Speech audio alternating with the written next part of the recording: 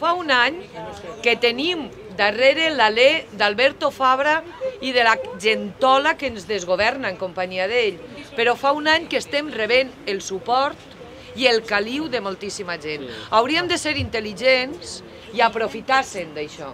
Per això en l'assemblea dèiem que hauríem de ser legió en el carrer. No hi ha excusa per a no posar-se el jupetí i eixir al carrer cada dia. Una, perquè tenim motius que reivindicar, i dos, perquè aquesta societat crec que ens ha donat molt de suport i que ens està demanant cada dia que vol veure'ns allà on estiguen els botifarres que ens desgovernen. Avui em preguntaven, com teniu forces? Ja no en tindreu de forces.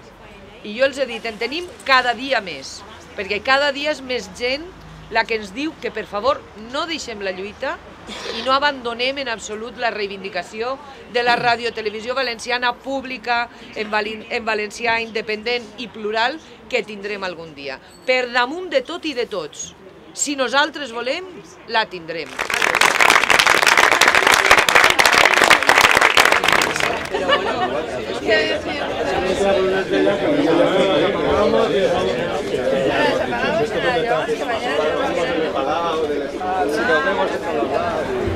Sí, veritat.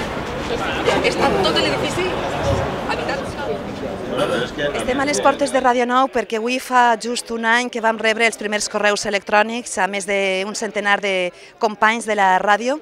Fórem les primeres víctimes. Van rebre el correu electrònic durant tot el dia, a contagotes, des de les 9 del matí, cada 10 minuts. Va ser una tortura psicològica i emocional fortíssima.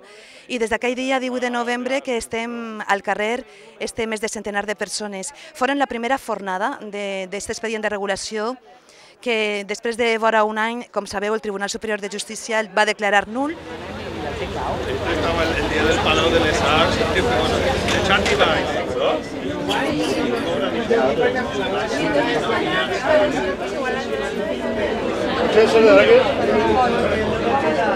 A banda de les mobilitzacions i de les concentracions al Palau de la Música, estem pensant per a després de Nadal tindre altres accions, altres reivindicacions, ja anirem anunciant-ho.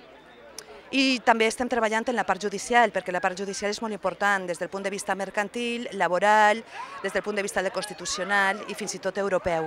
Tenim molta faena per davant. La ràdio és la que més arriba amb més facilitat a les 34 comarques del nostre país. L'hem de reivindicar a la mateixa altura, a la mateixa alçada que la tele, i jo espero que torni. I quan torni, entrarem per la porta gran i tornarem a posar-nos els auriculars, a escriure els guions, estarem en actiu. No serà un cadàver, igual que la tele no serà un cadàver, Ràdio Nou tornarà.